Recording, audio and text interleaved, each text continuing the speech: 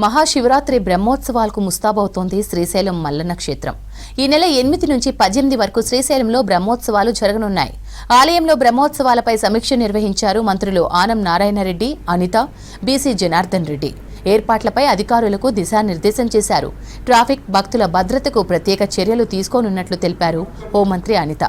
దోర్నాల, ఆత్మకూరు రోడ్ల మరమ్మతులు పూర్తి చేయాలని అధికారులను ఆదేశించారు మంత్రి జనార్దన్.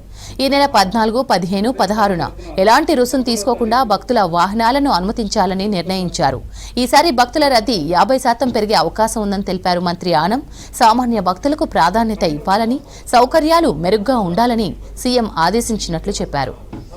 సహాయ సహకారాలను అందిస్తుంది. బ్రహ్మోత్సవాలకు లక్షలాది మంది ముందస్తు జాగ్రత్తలు తీసుకోబడతాయి. ఇందులో భాగంగా శ్రీశైలంలోని పలు ప్రదేశాలలో వీలైనంత మేరకు మంచినీటి కుళాయిలు ఏర్పాటు చేయబడతాయి.